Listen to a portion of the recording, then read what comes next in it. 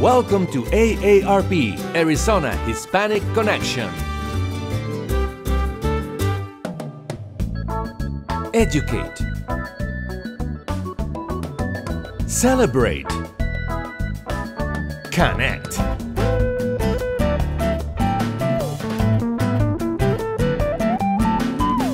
Arizona Hispanic Connection. Good morning, everyone. This is AARP, Arizona Hispanic Connection. This is David Parra with AARP, and today we have a very, very entertaining show. The subject is entertainment, the good old days. And I mean, every time I'm in the community and I speak to, people, you say a name, of a band, a singer, or a ballroom, and it seems like the lights go on and they just get excited because there's some memories. We're going to walk the memory lane today. In the Phoenix area, primarily, I'm sure there's a lot of things going on in Tucson and Yuma and all other areas, but we're going to be focusing on Phoenix. What or how Latinos used to have fun? What forms of entertainments were there? And today we have Frank Barrios, who's been with us in past shows. He's a historian.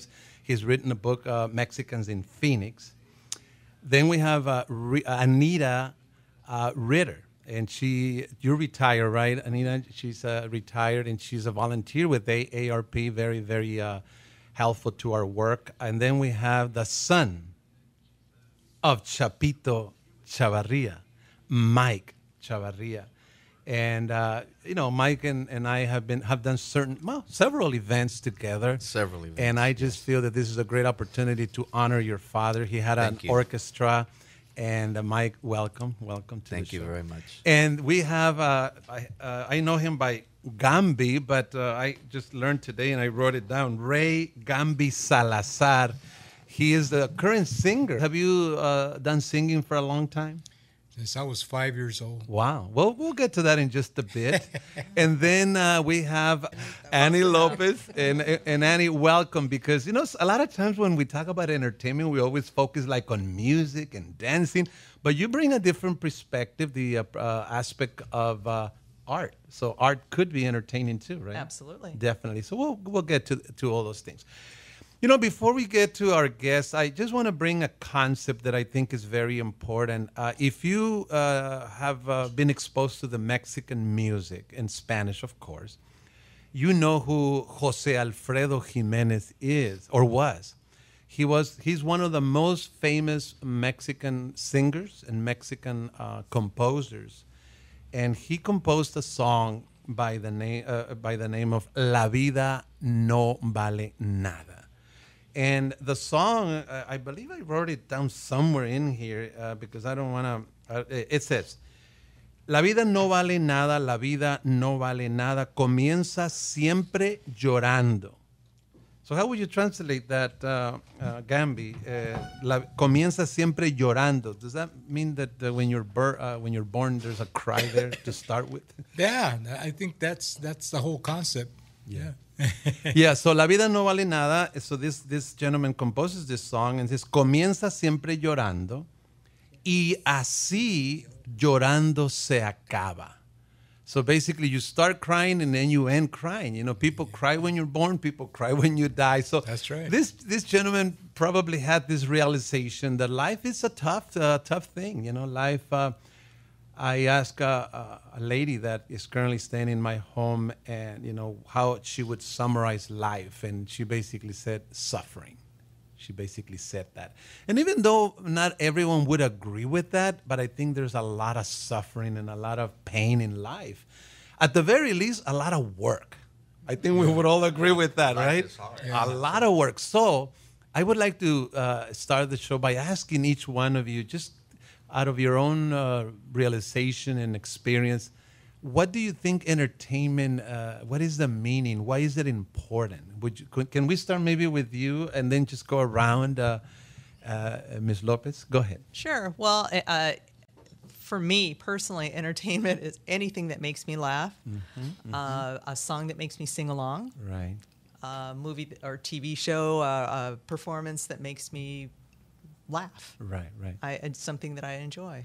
I assume that we work so hard, even though the works nowadays, the jobs are different. That we're not in the field. Most of us, but still, long hours and driving around. Our and commutes. So definitely, entertainment kind of breaks that cycle and It does. separates us from that routine, right? And help us to recreate ourselves. Right. It just sort of sends us into a different sort of path. Yeah. Rather than we're thinking about work, then we can think about something else. Just briefly, what the 1, 2, or 3 things that you would say that entertain you?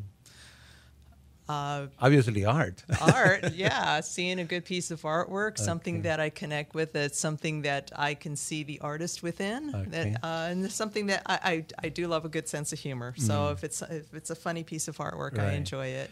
Yeah, Also- music does it for it, but it has to be very loud. Yes, it has to be in my car, and I have to sing along, and I have Right. to make sure the windows are up because I don't want to scare anybody else. Yeah. Gambi, give us your sense of entertainment in your life. I mean, you're an entertainer, actually. So, entertainment, what is it? Well, it's a soothing.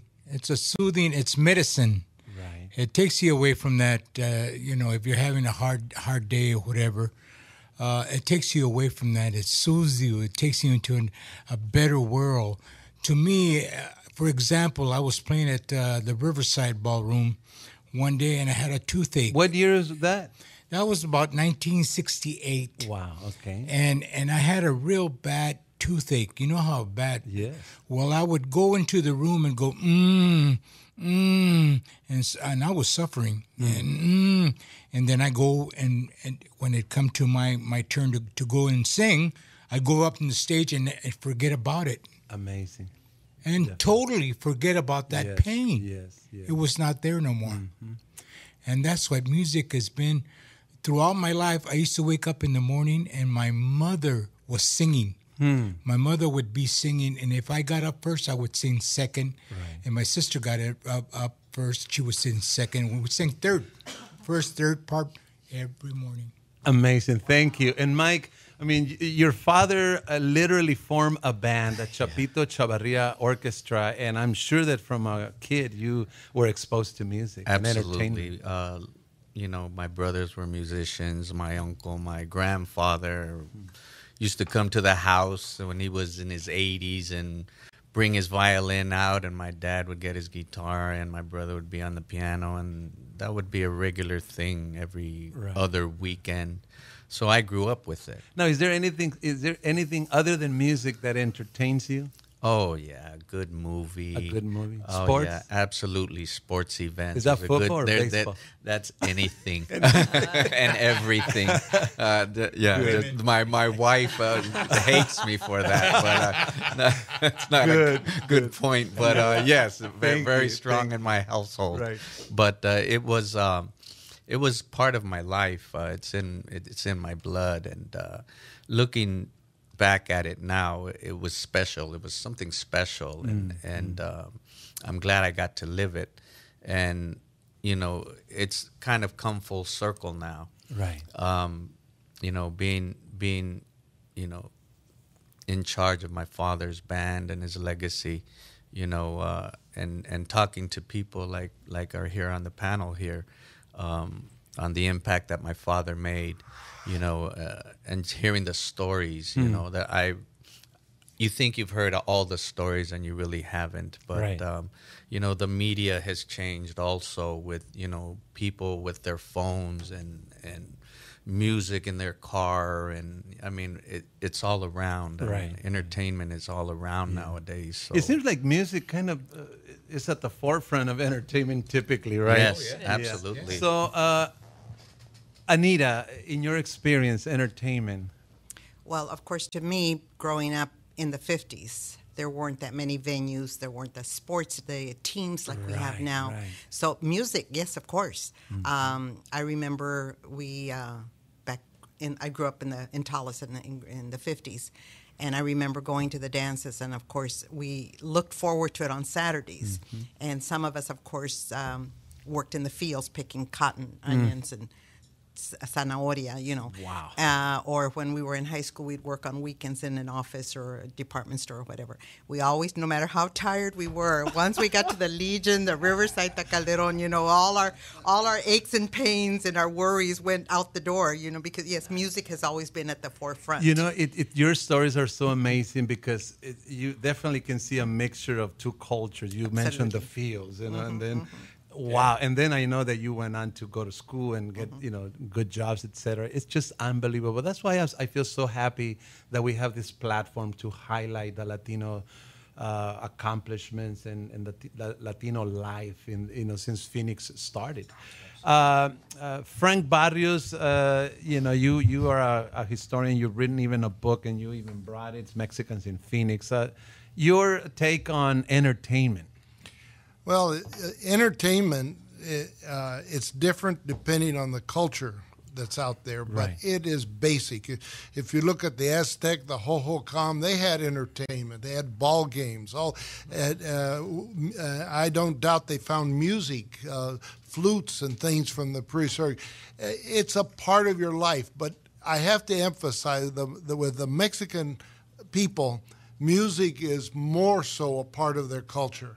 And not only music, but entertainment is a major part. More so, every culture is different. Every culture has some form of entertainment they go to, but I think it is very important part of the culture of the Mexican people is their entertainment. Whether it be in the old days, they used to have the all Spanish movies. I grew up with Jorge Negrete. I used to go to the Azteca Theater. You mean you watched movies of Jorge Negrete? I did. God, there was a time in Phoenix where those movies were shown? Oh, absolutely. Pedro Infante. Oh. So there was a time where the Mexican entertainment was very prevalent, would you say, in Phoenix at the beginning, early years? We had drive-in theaters, the Rodeo Drive-In Theater. The one side was English-speaking movies, and on the back side, I think it was the Acres, if I remember right. Yeah, and then in the back side was the Rodeo. Peso, that's right. And it was $1 a car. And so there was a time, and the premiere of the theaters was the Azteca. The Azteca was a beautiful theater, really nice, as good as any of the English-speaking. Maybe it didn't quite meet the majesty of the Orpheum Theater or the Paramount, but it was a very, very nice theater. And near there, you had the Rex and the Ramona also. And well, you're already going into our second segment. Okay, I'm sorry about that. No, how about just briefly, Frank, what entertains you? What forms of entertainment that you find very fulfilling? Oh, history. No. Other than that, do you like music? I do like music. Today, it's I'm probably going to talk about this later, but in the early years, if you were a Mexican American, you had strong ties with the Mexican American music, entertainment, movies. Today, that's less so because so many, first of all, so many of the younger generation doesn't even speak Spanish, and they relate to the entertainment and music that's out there and more universal. You go, entertainers from the United States are found in Germany, England, all over, and now in Mexico too. Yeah. Well, thank you so very much. This ends our first segment. We'll be right back. This is AARP, Arizona Hispanic Connection. Welcome to AARP, Arizona Hispanic Connection. Educate. Celebrate. Connect.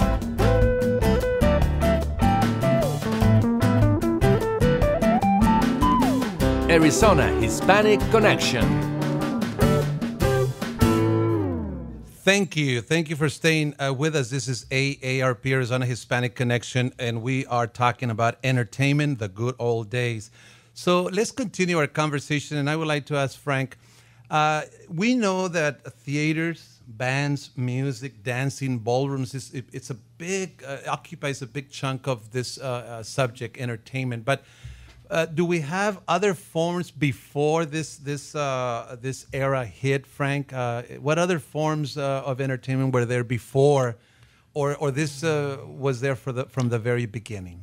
Well, they had a lot of picnics. Picnics, okay. They'd go to the Salt River, and people would get together, and somebody would have a guitar. Now, and, let me interrupt you. The Salt River today's dried, right? It's all dried up. So, can you elaborate just a bit? Was there a time where there was water there running all year? Oh, the river would run all the time. The first dam was built in 1911, and that was Roosevelt Dam. And then little by little, the other dams came in until they finally cut the flow of the. Today there is no water, but in the old days they would go by the river, have a picnic, and always somebody was there with a guitar or musicians, and there'd be music, and that was. And then I think in the 1920s. De La Lama opened like Calderon's, but it was on Washington and 24th Street, and I can't think of the name of it right now, but there was a like Calderon's. It was very popular, and it started very early in probably the 1920s or 30s. Now, do any of you remember the picnic era? I mean, because I remember I grew up in East Los Angeles, and we used to go to the park every weekend. We would change parks, but going to the park was something like a very inexpensive way of entertaining the family and going and playing and eating together. Yeah. My father would take us down a baseline, all the way down. My father would take us all the way down baseline, and those canals were full of water, cold water. And my dad would put sandias inside in the water, and we'd have a picnic there on right, all the way to Gilbert. Yeah. And it was far in those days. Wow. Yeah. That you know what, that's a very good point, because my grandfather had some property right there. I guess you would kind of call it the bank of the Salt River, right around Mill Avenue in Tempe. And I remember that there was a little park there. I think it's called Tempe Beach Park. Yes. And I think it's still there today. And if I could count the times that we had parties there for the Chavarrias. Right. It was large family, I suppose. Yeah, just like he was saying, my dad would bring the guitar, and they'd start playing. Wow. And this party would go from day to night. Now, obviously, you're speaking in English in those days, of course, yes. Especially if you grew up in speaking English in your family. But you're singing Mexican songs, correct? Yeah. that always that always amazes me. And I have on my wife's side of the family, they're mariachis. And sometimes, and even my brother he started his own mariachi band. And it is so amazing to hear them speak in English, blah, blah, blah, blah, blah. And then they go on and sing in Spanish, To me, it's just amazing. So I'm sure that's what's happening with your family. Exactly. Yeah. And those are just some of the best times, and I think what it does is it kind of just recharges your soul. Right.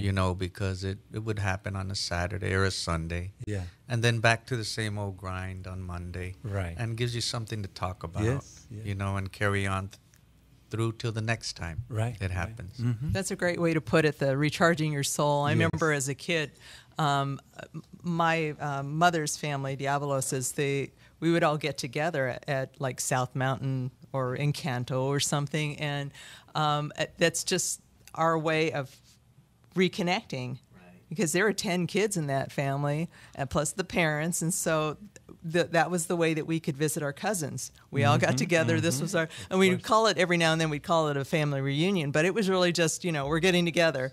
And that was our way of communicating, because we wouldn't see each other otherwise, and then we'd plan a picnic and we'd all be there, and hey, you're my cousin, that kind of thing. There were so many of them, and so this is our way, and that's a beautiful way of putting it, recharging yourself. And Annie, your family goes way back in Phoenix. Can you just briefly tell us how far back, you can trace your family? As far as I can tell, is 1888. 1888, and I already asked you if we can do an interview, because your story is amazing. I would like to, Thank you. get an interview, And just like many families in the Phoenix, the Valley, they go a long way back, and so thank you so much. They do, and that's really important to emphasize and to share with people that we have been here all this time. Definitely. It's not like we just showed up. Yes. We've been here this whole time. And I met you, when you spoke to the HLI class, and you share about your history, and I was totally amazed. Thank you. I have to get an interview from Annie Lopez. Now, was there a time where dances used to be celebrated on the streets? Because I know, I grew up the first 12 years of my life in Mexico, and it was very common to have the weddings, for example, on the streets. You just kind of set a ramada, and there you go. Yeah, in my book, I have several pictures of the street dances they used to have in downtown Phoenix, and there'd be a band playing, and they would quarter off a section of the street, and people would dance right in the street. And they'd have a Mexican band. There's always been a band there, and the dances would occur right on the street, or even in the picnics. They sometimes would have bands out there, but that's real early. You're going back to the early 1900s when they used to do that, because there wasn't places you could go. And remember, this was before coolers and air conditioning, so and I always get a kick out of the way they dressed. They would dress como dicen pipe guante, and they would have shirts on and well dressed. They go to the dances and it was hot, so they would try to find a place with a lot of cottonwoods. They'd have a band there, and in my book, The Mexicans of Phoenix, there's pictures there of what the street dances used to look like. Yeah, and Frank, in your book, I believe you have a picture of Jose Alfredo Jimenez with Governor Goddard, correct? That is correct. Yeah. Yes. So that shows the connection that was there, early on. Oh, if you look of course, I always give a lot of credit to the soldiers, the Mexican-American soldiers that came back from World War II. Is that post-41? Post-41 is others, where and others too, but that's when you saw Mexican-Americans dying defending a country and there was discrimination, all of a sudden they came together, they started forming power bases, and all of a sudden the politicians started paying attention to the Mexican community. They were a large block. Most of them lived in the barrio areas, but they were a large block. And the one picture of Jose Jimenez there with Sam Goddard, right, governor of Arizona. And there's lots of pictures. Jesus Franco had many, Las Fiestas Patrias. He had at University Park. So he started it? Who was him? Well, Jesus Franco was the consul general of Mexico in the United States, and then when they removed him, he didn't leave. He became a U.S. citizen and became a leader in the Mexican community. So he literally brought the Fiestas Patrias to the Phoenix area. That's correct. He did, and then he also started a Spanish-language newspaper called El Sol. And so he and his wife, Josefina Franco, the two of them were on fire with bringing Mexican culture into the Phoenix area. And their granddaughter, Laura Franco, is still very involved in issues here in Phoenix. Definitely. So we go from picnics, family gatherings, to street dances. Go ahead, Anita. Well, I remember the fiestas because they had them also at Grant Park. And they would have folklorico dancers, and they would have the music. And, of course, we always had the governor, the then reigning elected in office governor, and he would come and they'd have El Grito, right, and we'd have the music and the dancing and the food in University Park and also at Grant Park. Yeah. But, yes, El Señor y Señora Franco were instrumental in all the fiestas. And, one of the things that I always try to figure it out is early on you have the Mexican and the Mexican-American community kind of mingle, right? And with a strong tie to Mexico and the fiestas and the music and all that. Obviously, I had a conversation with Frank during the weekend. Gradually, we talked about loyalty. There seems to have been a loyalty more to Mexico as one generation. And then as the new generation comes, there was more of a loyalty to the U.S. And that's what kind of brings in these nuances of some staying more closely to the Mexican culture, others to the American culture. And then came the Chicano culture, which is kind of like another byproduct of this kind of mingling of the two cultures. I would just add one of the things that had a lot to do with this was language. I've always tell people in the barrio areas of Phoenix, it was just like living in Sonora. There were people who lived there who couldn't speak English and were born in the barrio area. They spoke Spanish. So the big tie with Mexico, I think, more than anything, the people who lived there in the early years, their first language was Spanish. Today, there's very few Mexican Americans that even speak Spanish, and it's a cultural change that has occurred, and maybe the story of immigrants. If you went to New York City, they were Italian ghettos, if they called them, and the people from Italy. Except that their country was thousands of miles from there, but in Arizona, the country that the immigrants came from was just a few miles on the other side of the border. Amazing. So it lasted longer. But I'll also mention real quickly, there was a move in the United States back in the 20s and the early year called the Americanization movement. It was to make everybody lose their culture. They did it with the Indians, and the Indians to this day, the Native Americans, hated that. They cut their hair, they made them speak English, they punished them if they spoke their language. They tried to do the same with the Mexican people. Friendly House was started as an Americanization movement. It doesn't work. Because you're proud of your culture, you're proud of who you are. The change occurs over years. Little by little, people change over, and there's a different culture that occurs. But when you try to force them, it doesn't work. Yeah. We're going to have to go on break, and I know you want to add a little bit, Annie. So you're listening to AARP, Arizona Hispanic Connection. We will be right back. Welcome to AARP, Arizona Hispanic Connection. Educate. Celebrate. Connect.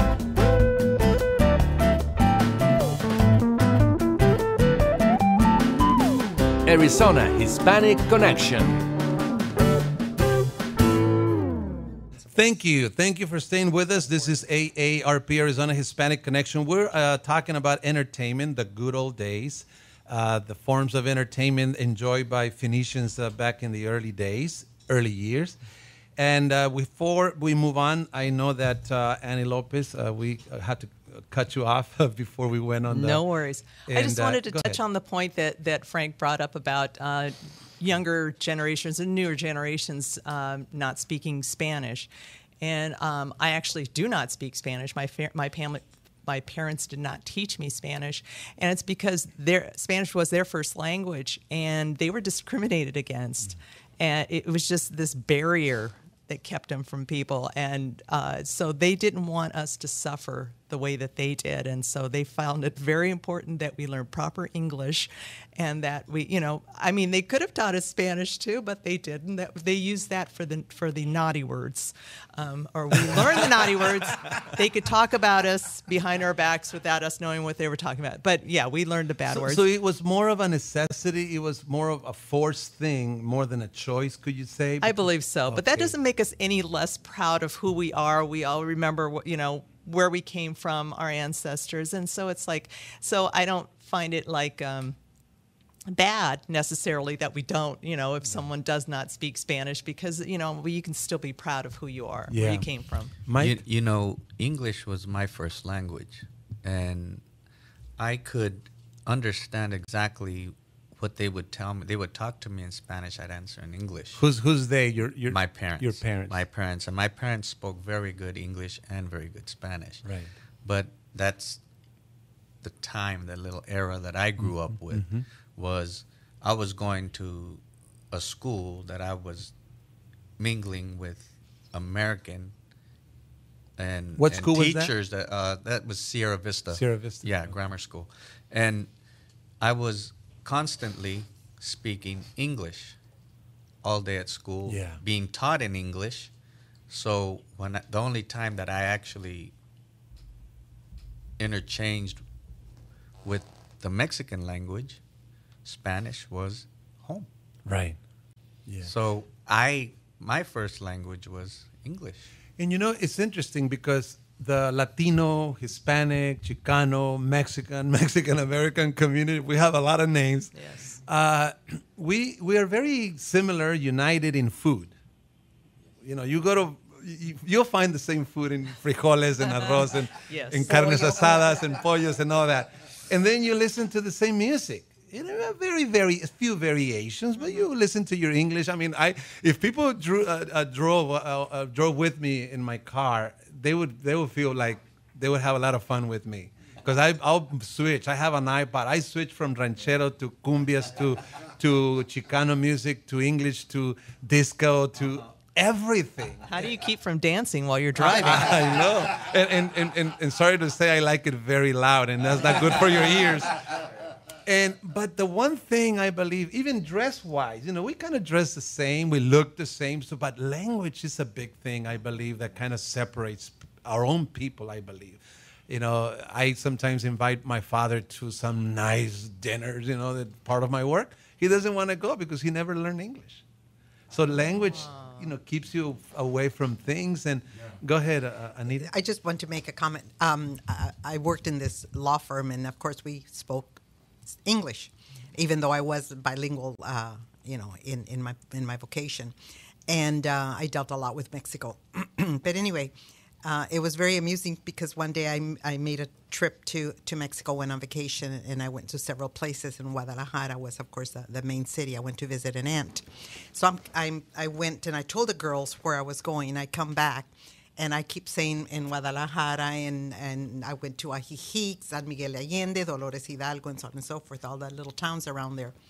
So they're asking me, Anita, how do you do that? And I said, do what? You're speaking Spanish and you're speaking English in the same sentence. Right. They couldn't understand how I could say, instead of saying Guadalajara, for example, that I would say Guadalajara, or that I say Nogales instead of Nogales. So they found that, they couldn't get over that. Amazing. They found that very, very interesting. My first two kids speak good Spanish, but then the youngest one it's getting there, but it's not quite there. So I think it's important because I've seen, like, on my wife's side, several of the grandkids cannot speak to their grandfather because the grandfather, he understands English and words here and there, but not a full conversation. So language is a big thing.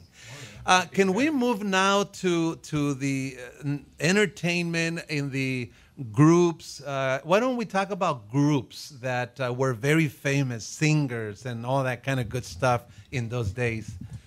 Anyone? I'll start off with some names of some of the groups that were out there, and of course we have the son of one of the most prolific and wonderful bands that was out there. But you had Chano Acivero, and Luis Estrada, Pete Bugarin, and Mali Cota. That was in fact, it was more than just Phoenix, Arizona. They actually performed in Southern California. They went all over, and there were. I could be here for a long time giving you the names of all the other groups that were out there, and one of the best that came in maybe towards the end of the period was Chapito, and he was great. But all the other band leaders are died. Chapito was the last to pass away, I believe. And, Yes, he was. Gambi, can you share a little bit more about groups that you heard about or you may have even sang with, etc.? Well, there's a lot of groups, but where it really started was La Sonora Santanera. La Sonora Santanera would come to Arizona, and they would... Sonora Santanera is a band from Mexico, From Mexico. Correct? Right. And they would come in, and they're the ones that started to put the kind of music that you started hearing here in Arizona. Okay. Because the music started in the 1940s, the late 30s, with jazz. It was jazz, and that's the music that people would hear. And then we started with like I said. Now, jazz, obviously, all in English, right? All From in the English. mainstream, so-called. Yeah, they would have it at the Westward Hall. Okay. The Westward Hall was where they would play that music, and all the musicians like Chapito Chavarria and matter of fact, the Chapito Chavarria band was called Freddie Gustillos. Freddie Gustillos was the first leader of the band in Calderon. Freddie Gustillos played violin. And then from him, Chalio Dominguez took over. And then Chapito ended up. The same band with three different Leaders. directors, Yeah, leaders? the first leader was Freddie Gustillos, and the second leader was Chalio Dominguez. It was more a house band. Okay. Okay, and It started as a house. It was a house band, and Calderon had. This was his band. This is what he wanted. Yeah. At his establishment. So, through the years, it had different faces as leaders, and my father was like the last one. Yeah. Okay, so just for the record, the ballrooms that were there in the good old days was Riverside was one of them. Yes. Now, was Riverside more mix of Mexican music and or it was just more? No, for it was different nights. And then you have the Calderon. Now, Calderon was big, right, Frank? I mean, Oh yeah. Let me mention there were two parts of Calderon. There was Calderon. He started the ballroom, and then it was expanded to include Nanos, and that was his son, Nano Calderon. So there was if you look at the old pictures, here's Calderon, and then there was an extension, and right across the top it was Nano, and they large, and of course. Who knows? It might still be there if it wasn't for the city of Phoenix buying out all of the Golden Gate Barrio. and that was for the airport. That was correct? for the airport. Okay. Yeah. The expansion. And then you started seeing Ray Camacho. Ray Camacho started coming to this town. Was he from Mexico? No, Ray Camacho is from Fresno. From Fresno, California. okay. As a matter of fact, I stay in touch with him all the time. But it's all the Santanera style of music. Well, that's what started. That's what started it. okay. But then you got the Tejano in 1961. Okay. In 1961, The tex-mex the kind of thing? tex-mex. But Okay. Tejano music started coming in with Ruben Vela. Ruben Vela put cumbia in this town. There was no cumbia in this town until Ruben Vela started playing cumbia. El Ritmo Siete. They started putting the cumbia in this town. But again, people speak in English, but dancing to Mexican music, kind of cumbias and all that. Yeah, well, but in those days, the people would speak mostly Spanish because it was a Spanish place. It was a Mexican place. So you have can you say, and just for the record, because I think it's good to recognize who's been key players in Phoenix, Frank Corona. Felix Corona, because even today, El Rancho Corona, or the Corona Ranch, a lot of people talk about it. I think it's more linked to the Mexican community, more Mexican events, but it didn't necessarily start it like that. Well, right? and originally, Felix Corona, he's from Mexico. He came to the United States, and I don't know if he bought it or leased it, but he took over the Paramount Theater, which was today it's called the Orpheum. City of Phoenix owns it, and he called it the Palace West. And he brought in a lot of entertainment from Mexico. I think Lola Beltran sang there, and Aguilar. Antonio Aguilar. Aguilar. And then the other one that was always there with him a lot was Humberto Preciado. He had a radio station, and many times Humberto, again, it was the last, if you will, of the all Spanish language programs.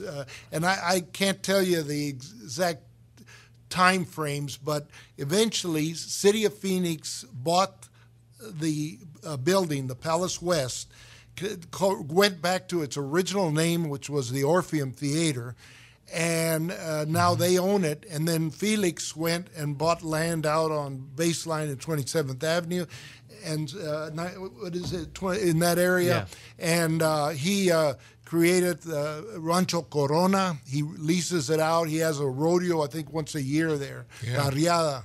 And but Felix, if you kind of look at the way things went, you could start from the picnics on the river to then you ended up with Calderons. And there were some other places you could go where the bands met. But Felix, in my estimate, correct me if I'm wrong, I think Corona Palace West was the last of that type of entertainment. Yeah, yes, it was. Excellent, excellent.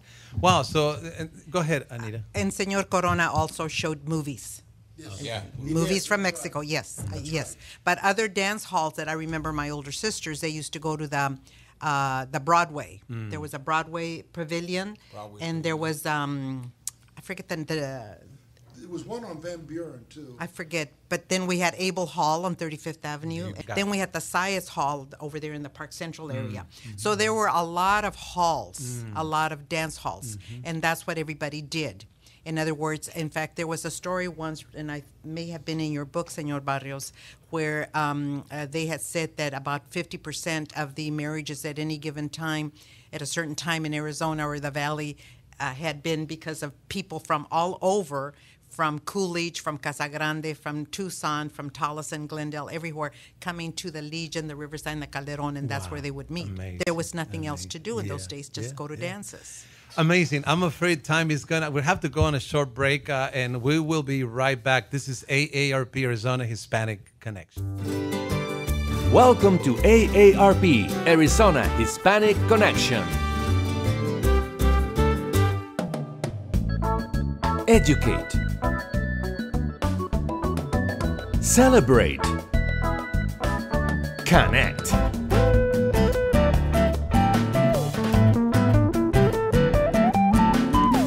Arizona Hispanic Connection.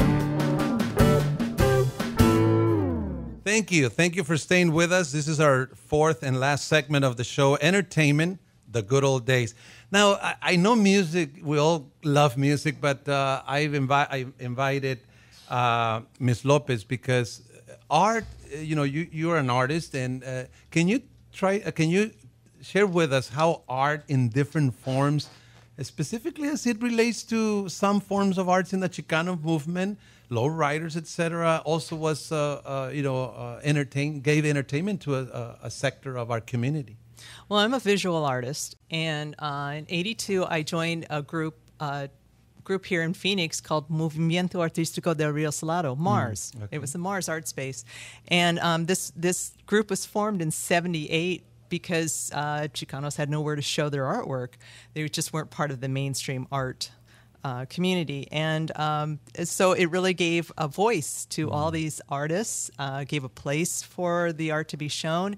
It gave a meeting place where there was monthly receptions where Norman Fierros from Fina Cocina would bring his food, and we had musicians in our group, and it was just this event. So every music month. and art was together. It was fabulous. Right, it was and it really exposed us, the visual artists, to the greater community, which now we're out there in the community. Now we can show wherever we want to, but at that time it really gave us a place for expression.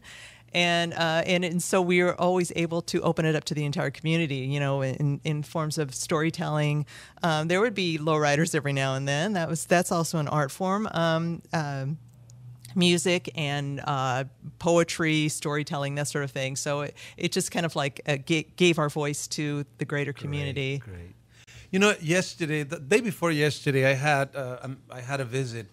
Dr. Pete Dimas visited my home, and he showed me two chapters of a project that he's working on. It's an amazing production on the history of Mexicans in Phoenix too, along those lines, and he's doing that, and it is just unbelievable to see the Hispanic Latino community.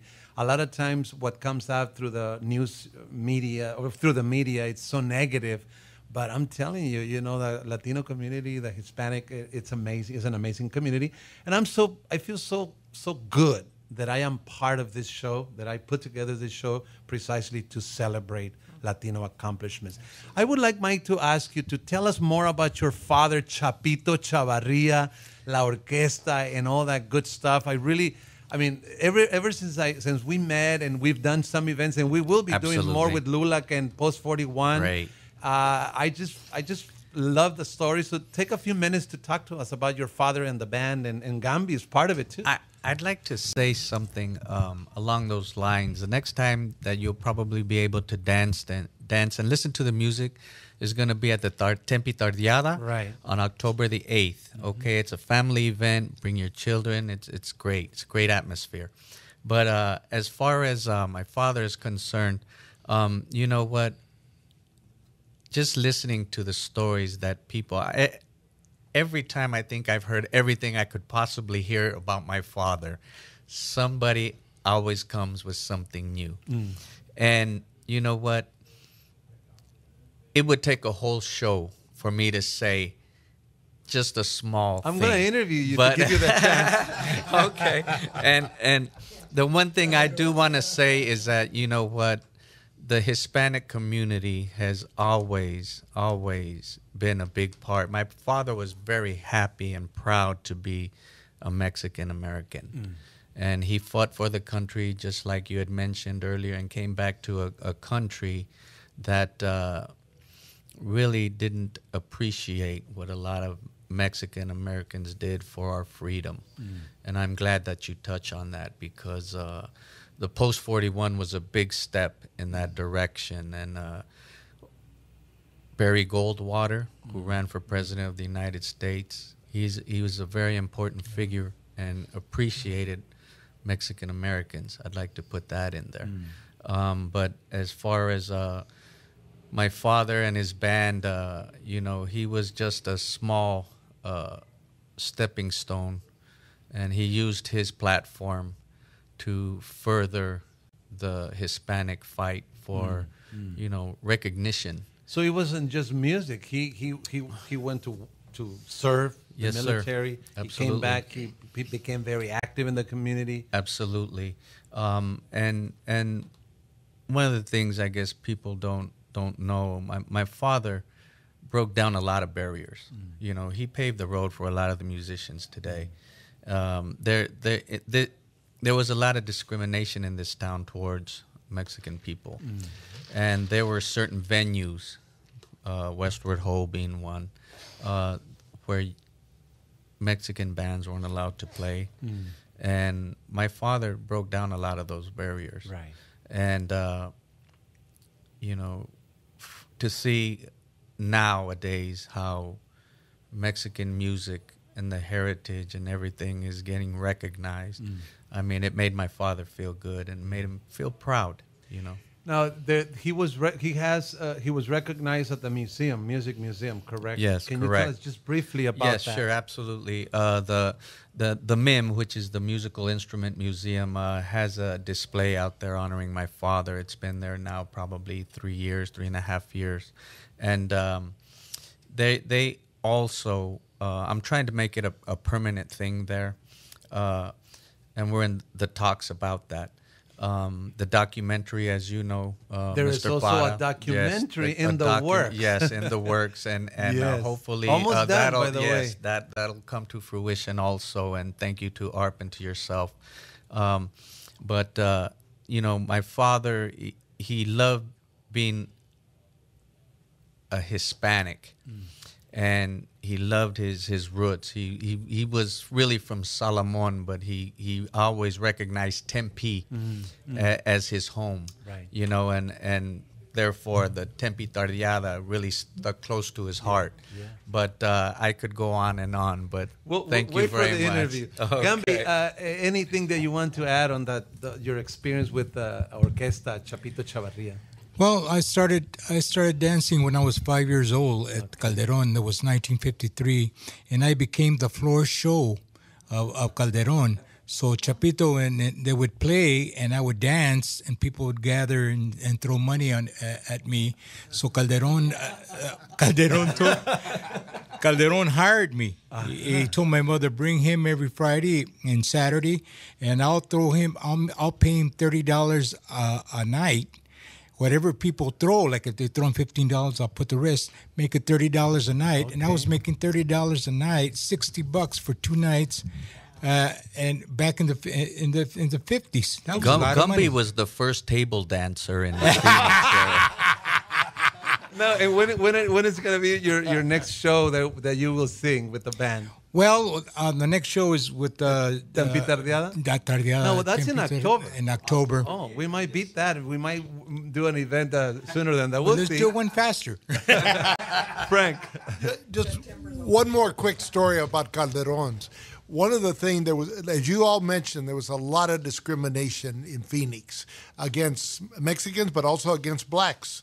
And all the black entertainers, like Little Richard, Fats Domino, all the ones that would later become very famous, when they first started, they weren't allowed to perform in the places in Phoenix because they were black. Yeah.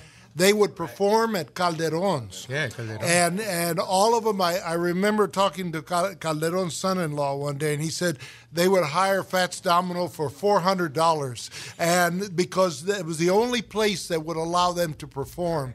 And he would pay them, and the black community would come, but they weren't allowed to play anywhere else. But Calderon had, what's her name, all of the black performers that would later become icons.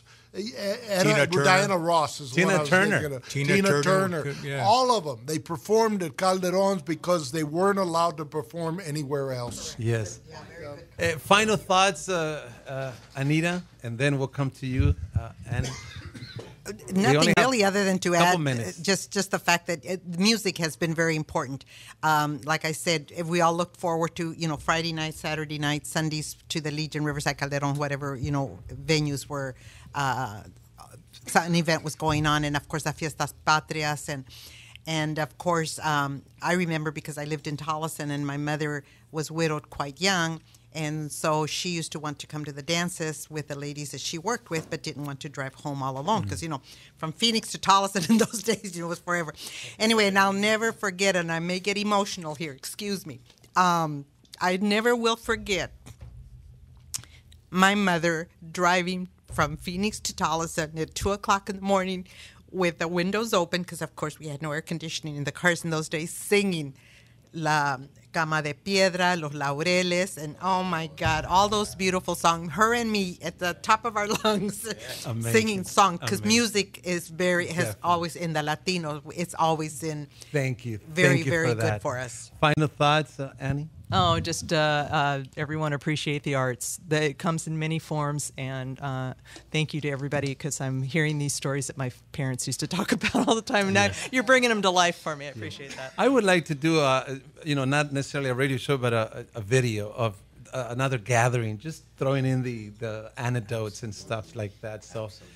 Well, we've come to the end of our show. It's a really, really hope that was entertaining to you, and it was for me, and just to remember the good old days. And I think even the young generations, to some degree, still enjoy some of it, some elements of it. So thank you very much. We really hope that you enjoy our show. This was AARP, Arizona Hispanic Connection. See you next week.